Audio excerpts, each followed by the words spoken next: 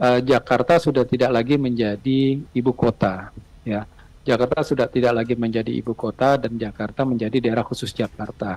Dan daerah khusus Jakarta mempunyai visi menjadi Jakarta sebagai kota global, pusat perdagangan, ya, pusat jasa, keuangan. Nah, ini maka kita perlu mempersiapkan Jakarta sebagai kota global. Kalau kita melihat seperti tantangan Jakarta ke depan, ya kondisi Jakarta saat ini, profiling pendatang saat ini, ya kalau kita lihat ya maka tentu perlu ada pengaturan. Kunci dari Jakarta menuju kota global salah satunya adalah pengaturan penataan mobilitas penduduk.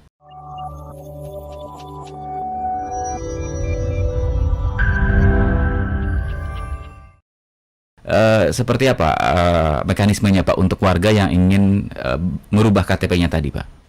Ya, kami masih menunggu kepresnya. Ya, kalau keputusan presidennya keluar, maka itu sudah siap untuk kita ganti perubahan KTP tersebut. Bagaimana sih proses ngurusnya? Sebenarnya kalau pergantian KTP itu karena tidak ada yang diganti, elemen data tidak diganti, cukup masyarakat membawa KTP-nya ke loket-loket pelayanan. Setelah itu kita cetakan dengan perubahan nomenklatur yang baru, dan itu cukup 5-10 menit selesai. Oke. Namun pada saat ini seperti tadi, karena jumlahnya terbatas, siapa yang didahului?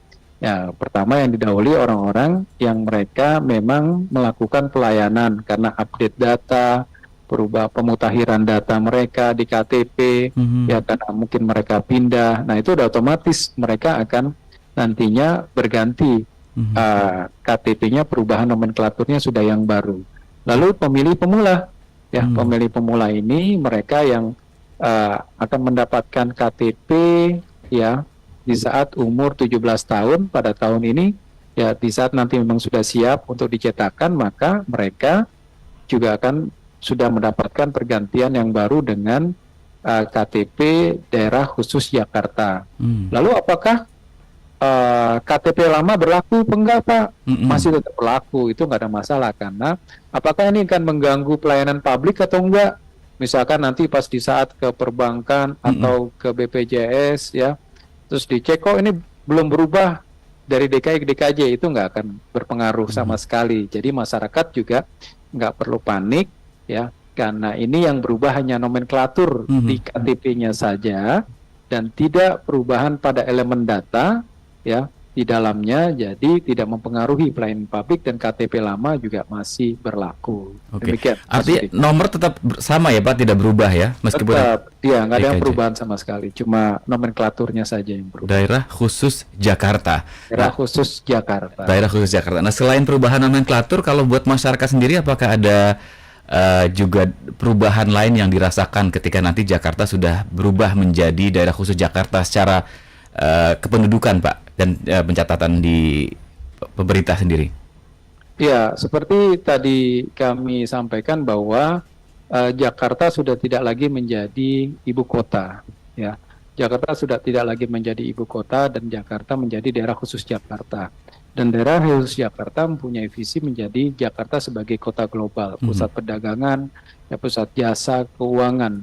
Nah, ini maka kita perlu mempersiapkan Jakarta sebagai kota global.